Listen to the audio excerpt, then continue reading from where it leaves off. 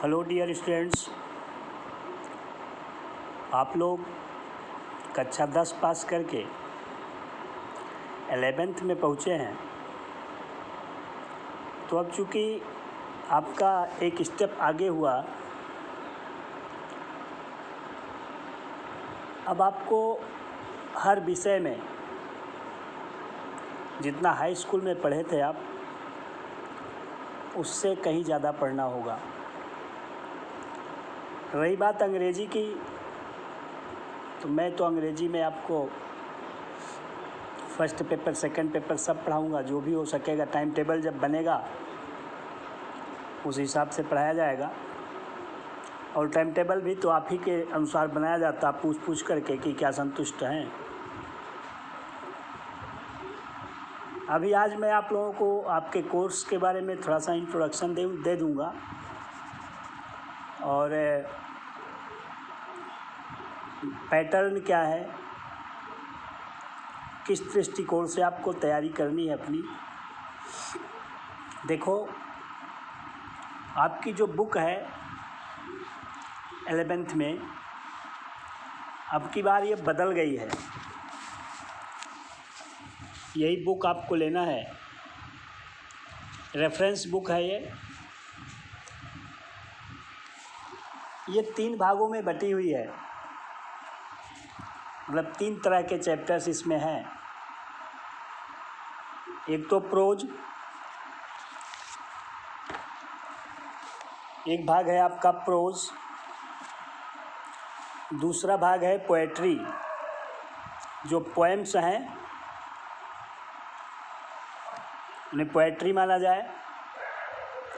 और पहले जो शॉर्ट स्टोरीज़ हुआ करती थी, उनका भी नाम अब हाई स्कूल की तरह से सप्लीमेंट्री ही हो गया है।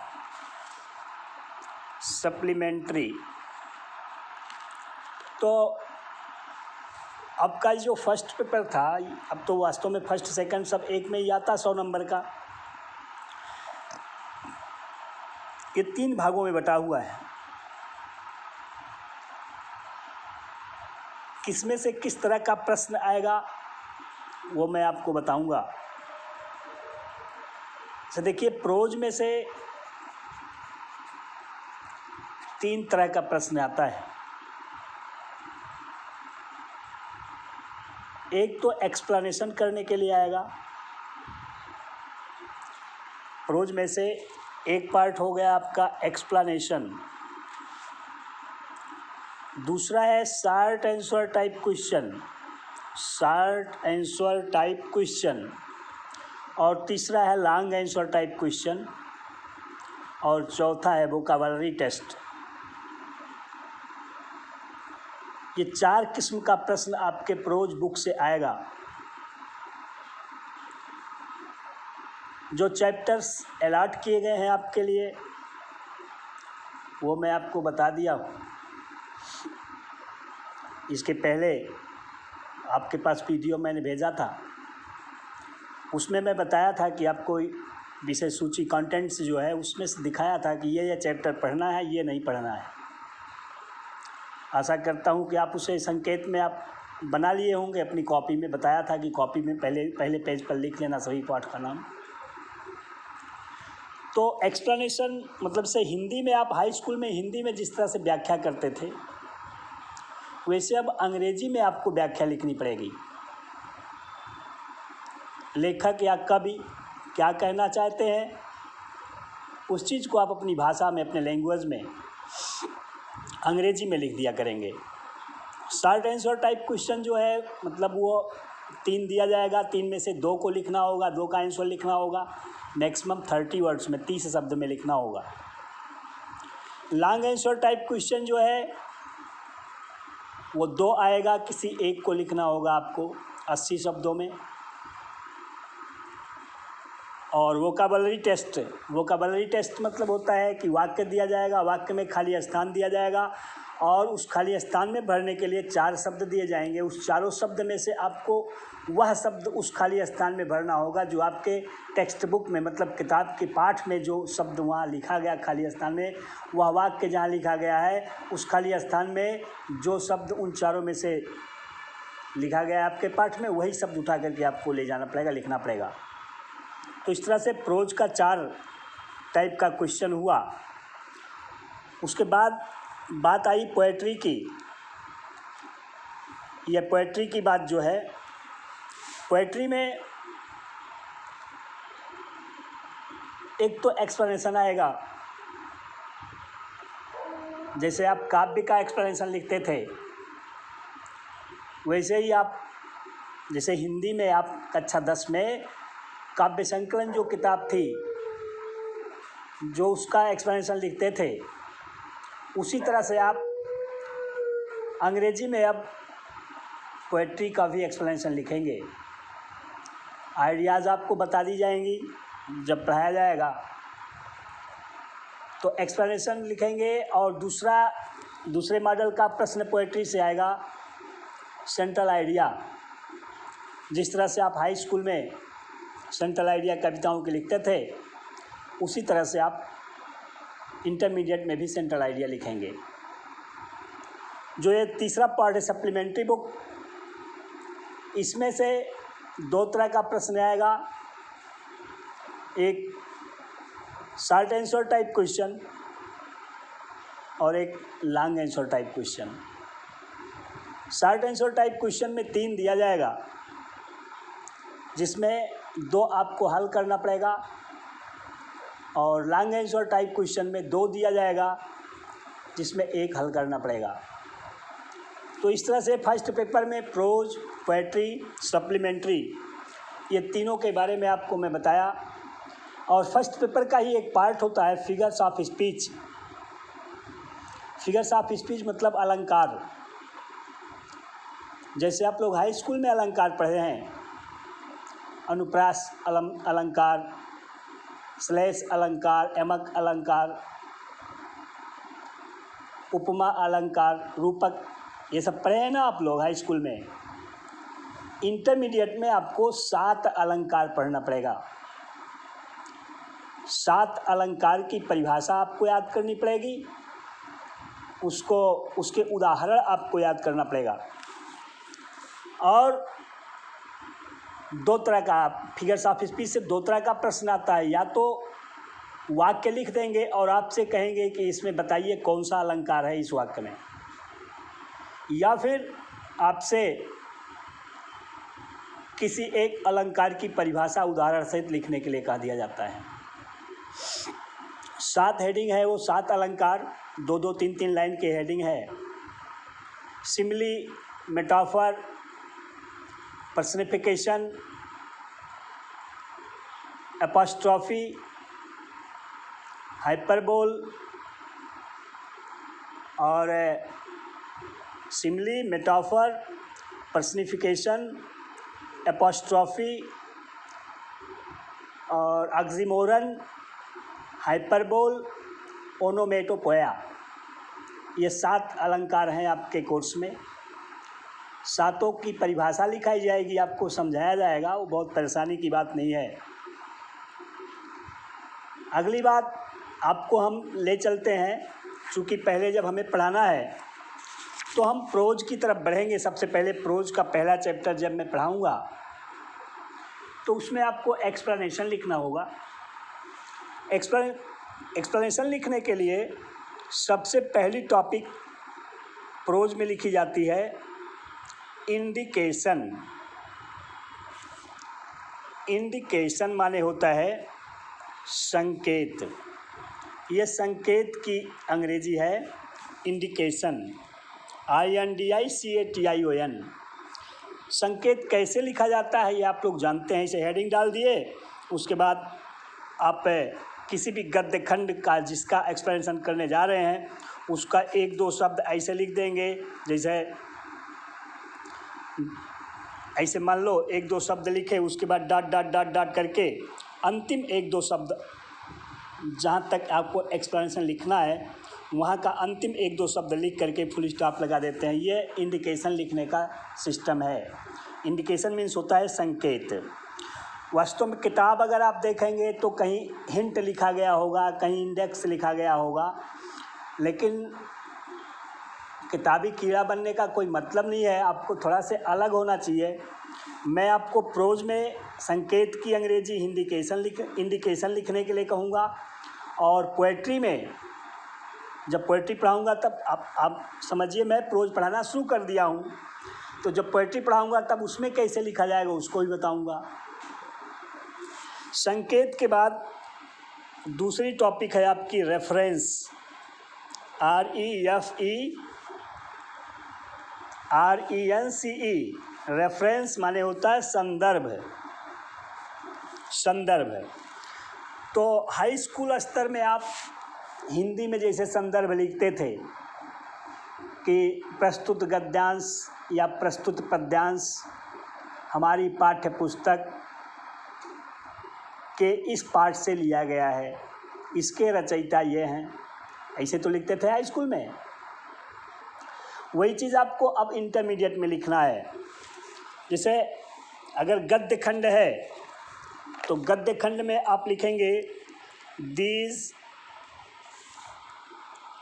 लाइन्स हैव बीन, ये आपको याद करना पड़ेगा, taken from the lesson. These lines have been taken from the lesson. अब सिंगल इन्वर्टेड कॉमा में पाठ का नाम लिख देंगे यहाँ पर, सिंगल इन्वर्टेड कॉमा में, और फिर लिखेंगे रिटन बाई, और फिर यहाँ पर लेखक का नाम लिख देंगे सिंगल इन्वर्टेड कॉमा में। ये ध्यान देना, पाठ का नाम लिखते समय, किसी भी लेसन का नाम लिखते समय उसमें जितने भी शब्द अलग अलग होते हैं उनका पहला अक्षर, सभी शब्दों का पहला अक्षर कैपिटल लेटर में ही लिखा जाता है। ये सब ध्यान देने वाली बातें हैं। जैसे देखो लिखा ना इसमें तो पूरा कैपिटल लेटर में ही लिखा गया है, लेकिन ये सिस्टम है, ये प्रॉपर नाउन मान लिया जाता, शीर्षक है ना, इसलिए प्रॉपर नाउन मान लिया जाता है। और प्रॉपर नाउन में प्रत्येक शब्दों का पहला अक्षर कैपिटल लेटर में ही लिखा जाता है।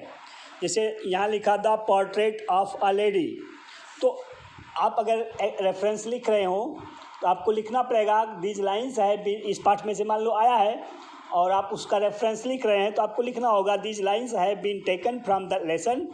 द में टी जो है कैपिटल लेटर, पोर्ट्रेट इसमें P capital letter, of preposition है इसलिए इसका ओ कैपिटल लेटर लिखने की कोई ज़रूरत नहीं होती है। प्रीपोजिशन और आर्टिकल का पहला अक्षर कैपिटल नहीं लिखा जाता अगर बीच में के शब्द हैं तो। फिर आ जो लिखा है ऑफ के बाद अ, वो भी स्मॉल लेटर में लिखा जाना चाहिए। लेडी का एल कैपिटल लेटर में लिखा जाना चाहिए। इस तरह से ये सिस्टम होता है। टाइटल है, प्रॉपर नाउन माना जाता है और प्रॉपर नाउन के प्रत्येक शब्दों का पहला अक्षर कैपिटल लेटर में ही लिखा जाता है। लेखक का नाम भी प्रॉपर नाउन है, तो जैसे खुशवंत सिंह लिखना है तो आप के जो है वो कैपिटल लेटर में लिखेंगे, ये सिंह का एस जो है वो कैपिटल लेटर में लिखेंगे। ये ध्यान देने वाली बात होती है।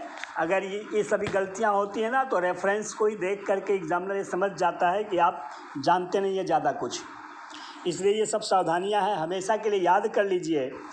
आप लिखिएगा these lines have been taken, ये पैसिव वॉइस में लिखा जा रहा है। These lines have been taken, ये पंक्तियाँ ली गई हैं फ्रॉम द लेसन, इस पार्ट से। अब लेसन का नाम यहाँ लिखना होगा रिटन बाई और लेखक का नाम लिखना होगा। इसका अर्थ हो जाता है कि ये पंक्तियाँ इस लेखक के द्वारा लिखे हुए इस पाठ से ली गई हैं, बस इतना ही लिखना है आपको। अच्छा, अगर आप दिस लाइन्स नहीं लिखना चाहते हैं तो आप दिस पैरा लिख दो, दिस पैराग्राफ लिख दो, दिस पैसेज लिख दो।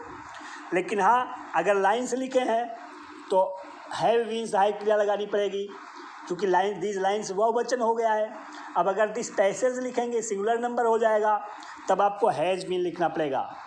आप लिखेंगे this passage has been taken from the lesson the portrait of a lady written by Khushwant Singh. बात समझे ना? इस तरह से रेफरेंस लिख लेना। रेफरेंस के बाद होता है कॉन्टेक्स्ट।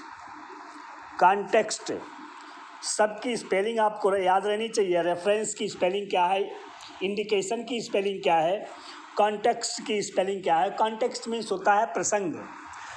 देखो बेटा, प्रसंग जो है वो, प्रसंग का क्या मतलब होता है कि जो लेखक बताना चाह रहे हैं गद्य खंड के माध्यम से या पद्य खंड के माध्यम से, ऑथर जो है जो भी आपको बताना चाह रहा है उसी चीज़ को आप शॉर्टकट में 2 वाक्य 3 वाक्य इतने में लिख दो, वही सबसे अच्छा प्रसंग होता है। हाँ, एक चीज़ ये सोचना है, प्रसंग अगर लिखना है आपको, कॉन्टेक्स्ट लिखना है, तो आप 4-5 ये बातें सोचिए, इसी का उत्तर निकालिए और वही आप अपने शब्दों में अपना वाक्य बना करके लिख दीजिए। पहली बात तो ये कौन कह रहा है, किससे कह रहा है, क्यों कह रहा है, कब कह रहा है, कहाँ कह रहा है। ये 4-5 बातें आप इन्हीं 4-5 बातों में से किन्हीं 2-3 का उत्तर जो है लिख दो। यही सबसे बढ़िया कॉन्टेक्स्ट होगा कि इस बात को कौन कह रहा है, किससे कह रहा है, क्यों कह रहा है, कहाँ कह रहा है और कब कह रहा है। ठीक, ये कॉन्टेक्स्ट लिखने का सबसे सही तरीका होता है। और बाकी अगर आप ये सोचें कि कॉन्टेक्स्ट जो है वो हम उसी में से, पैसेज में से थोड़ा सा इधर उधर से लेकर के लिख लेंगे, ये कोई तरीका नहीं है। ये तो वही है, मजबूरी का नाम महात्मा गांधी है। जब कुछ नहीं आता है तो लोग यही करते हैं कि उसी पैसेज में से थोड़ा सा लिख देते हैं। लेकिन आप चूँकि हम आपको पढ़ा रहे हैं, आप हमसे पढ़े हुए होंगे, तो आपको सिस्टम पता होना चाहिए कि कॉन्टेक्स्ट कैसे लिखा जाता है। यही प्रश्न मैं जो बता रहा हूँ, आप इसी प्रश्न का उत्तर लिख दीजिए कि इस पैसेज को कौन कह रहा है, किससे कह रहा है, क्यों कह रहा है, कहाँ कह रहा है और कब कह रहा है। इन्हीं सभी बातों को आप लिख दीजिए कि लेखक ऐसा कहना चाह रहे हैं। लेखक की भावना यहाँ जो है वो देशभक्ति की भावना है। लेखक जो है बहुत सैद्धांतिक बात यहाँ बताना चाह रहे हैं। इस तरह से 2-4 पॉइंट आप 2-3 वाक्य लिख दीजिए। और हाँ, ये भी ध्यान देना होता है कि कॉन्टेक्स्ट जो है वो हमेशा एक्सप्लेनेशन से छोटा ही होना चाहिए। ऐसा नहीं कि कॉन्टेक्स्ट आप 8 लाइन की लिख दें और एक्सप्लेनेशन 4 लाइन 5 लाइन की लिख दें, 6 लाइन की लिख दें, ऐसा नहीं होता है। कॉन्टेक्स्ट मतलब होता है सार, प्रसंग।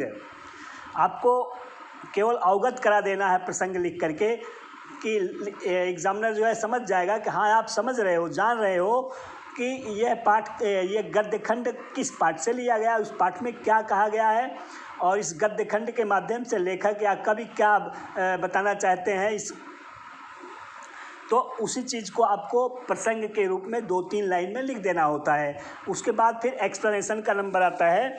अगली हेडिंग है आपकी एक्सप्लेनेशन।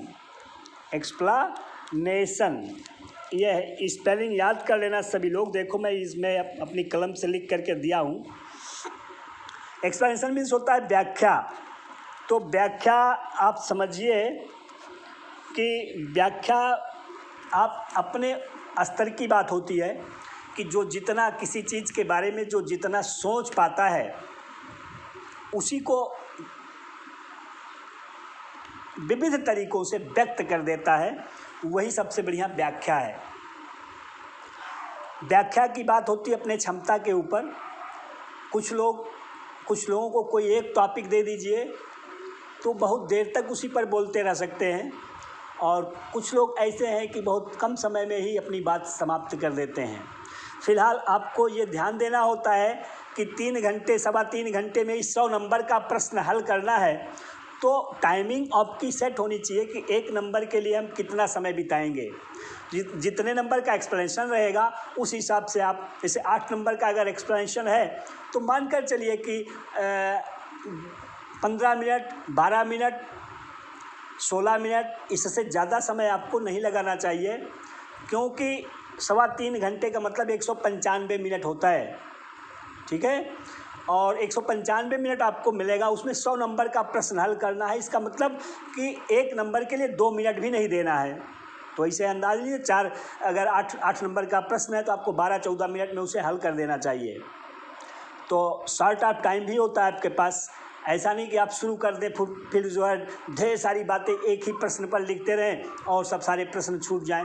ऐसा भी ध्यान देने की बात होती है कि एक्सप्लेनेशन जो है आप लिमिटेड लिखेंगे, सीमित लिखेंगे, और ठोस बातें लिखनी चाहिए, जो आपके समझ में आए वही चीज़ आपको अपनी भाषा में वाक्य बना बना करके लिख देना चाहिए।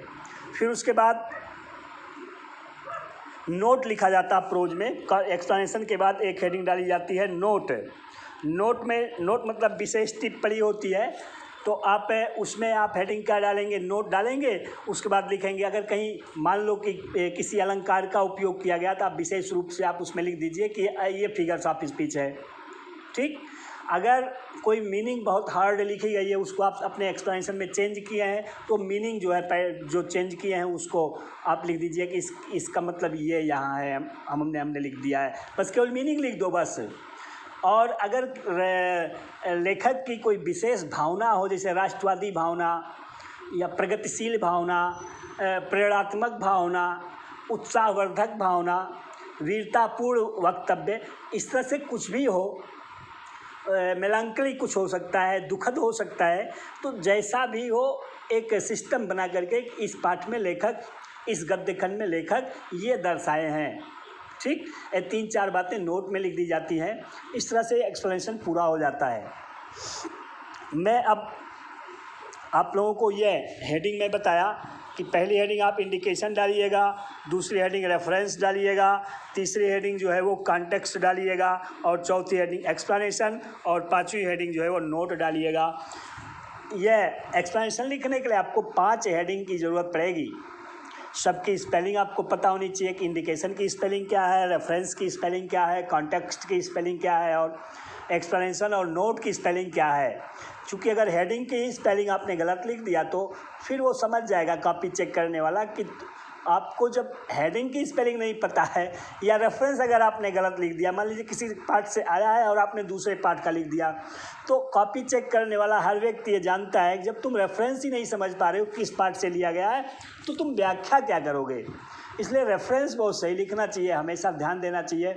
और रेफरेंस आप सही तभी लिख पाओगे जब आप पार्ट को, सभी पार्ट लेसन्स को जो है वो सही ढंग से पढ़े रहोगे, और जो हम लोग आपको बताए रखते हैं उसको आप ध्यान में रखेंगे, तब जो है आप जो गद्य खंड आएगा उसका अर्थ आपको आना चाहिए, उसको पढ़ना चाहिए, उसको समझिए कि इसमें क्या बताया गया है, किस पार्ट से लिया गया है, क्योंकि वहाँ लेसन का नाम लिखा नहीं गया है कि इस पार्ट में से लिया जा रहा है, वही आपसे पूछा जाना है। इंटरमीडिएट की पढ़ाई या हाई स्कूल की पढ़ाई, कोई भी पढ़ाई जो होती है वो किसी भी विषय की पढ़ाई यही होती है कि आपको परखा जाता है कि आप किसी एक बात को कितने रूपों में दर्शा सकते हो। खास तौर से इंटरमीडिएट में तो बहुत कंपलसरी है कि आप अपनी किसी एक बात को कितने रूपों में दर्शा सकते हो, चाहे जो विषय हो, उसमें सब में यही चीज़ है। जैसे अंग्रेजी विषय मान लो, मैं आपको बताया हूँ, पढ़ाया हूँ भी हाई स्कूल में, तो जैसे अंग्रेजी में है एक्टिव से पैसिव बनाना, डायरेक्ट से इनडायरेक्ट बनाना, ट्रांसफॉर्मेशन है अफर्मेटिव से नेगेटिव बनाना, इंट्रोगेटिव से अफर्मेटिव बनाना। इस तरह से क्या है कि आप अपनी बात को कितने रूप में दर्शा सकते हो, ये सब क्यों इसी में सिखाया जाता है। सिंथेसिस में वही है कि आप एक ही बात को सिंपल बना सकते हो, 2 वाक्यों को जोड़ करके सिंपल बना सकते हो, कॉम्प्लेक्स बना सकते हो, कंपाउंड बना सकते हो, मतलब अपनी बात को आप कितने रूपों में दर्शा सकते हो। ये चीज़ इंटरमीडिएट क्लासेज में ज़्यादा मायने रखती है। तो यही परखने के लिए आपसे टेस्ट लिया जाता है, आपको पढ़ाया जाता है और फिर टेस्ट लिया जाता है, इम्तहान लिया जाता है, परीक्षा ली जाती है। तो मैच्योरिटी लाना है आप में सोचने की क्षमता को जो है वो मैच्योर करना है। आपकी कैपेसिटी, आपकी एबिलिटी, आपकी थिंकिंग पावर, मेडिटेटिंग पावर, सबको बढ़ाना है कक्षा 11 और 12 में मिल करके। तो फिलहाल मैं आपको इंट्रोडक्शन बताया। अब मैं इसके बाद वाली वीडियो में मैं आपको पहला चैप्टर पढ़ाना शुरू करूँगा, the portrait of a lady. उसकी समरी भी शायद कल मैं बता दिया था। तो ये पहली टॉपिक है कि प्रोज में से एक्सप्लेनेशन आएगा तो आप उसको कैसे हल करेंगे, उसका एक्सप्लेनेशन कैसे लिखेंगे, उसकी हेडिंग्स में बता दिया। सभी लेसन्स में वही चीज़ लागू होगी। और ये रेफरेंस याद कर लें आप लोग, जैसे रेफरेंस लिखा जाता है, मैं देखो लिख करके बताया हूँ कि these lines have been taken from the lesson, फिर पाठ का नाम, रिटन बाई, लेखक का नाम। ठीक। एक ही वाक्य में आपका पूरा रेफरेंस हो गया, संदर्भ पूरा हो गया। अगर दिस लाइन्स नहीं लिखते हो तो सिंगुलर नंबर में लिखना चाहते हो तो दिस पैसेज लिख दो, दिस पैसेज, लेकिन तब हैज़ बीन लिखना पड़ेगा, हैव बीन नहीं लिखना पड़ेगा, क्योंकि दिस पैसेज सिंगुलर नंबर हो जाएगा, दिस लाइन्स प्लूरल नंबर है। ठीक, फिलहाल आशा करता हूँ कि आप ये पांचों हेडिंग की स्पेलिंग और रेफरेंस लिखने का तरीका समझ गए होंगे। अब अगली वीडियो में मैं आपको पहला चैप्टर पढ़ाऊँगा। और फिर हाँ, एक चीज़ ये भी बताना है कि इंटरमीडिएट में अंग्रेजी पढ़ाने का मतलब होता है कि वो जो 40 मिनट का पीरियड अलॉट किया जाता है, उस 40 मिनट के पीरियड में जो लेक्चरर आपके क्लास में जाए, आपको पढ़ाए, वो हिंदी ना बोले। लेकिन अगर स्तर की अंग्रेजी पढ़ाऊँगा तो 11th क्लास में कुछ ऐसे भी लोग हैं जो हिंदी ना बोलने पर उनको कुछ पता ही नहीं चलेगा कि क्या कहा जा रहा है, क्या पढ़ाया जा रहा है। इसलिए मेरा सिद्धांत है, मैं पहले आपको हिंदी पढ़ा देता हूँ, मतलब हिंदी में उसको पढ़ा देता हूँ, फिर जो इम्पोर्टेंट पैसेज होता है उसको मैं एक्सप्लेन कर देता हूँ। चूँकि जब हिंदी आपको आएगी, आप हिंदी समझेंगे, तभी आप उसका एक्सप्लेनेशन भी कर पाएंगे। धन्यवाद। अगली वीडियो में फिर मुलाकात होगी, तब तक के लिए बाय।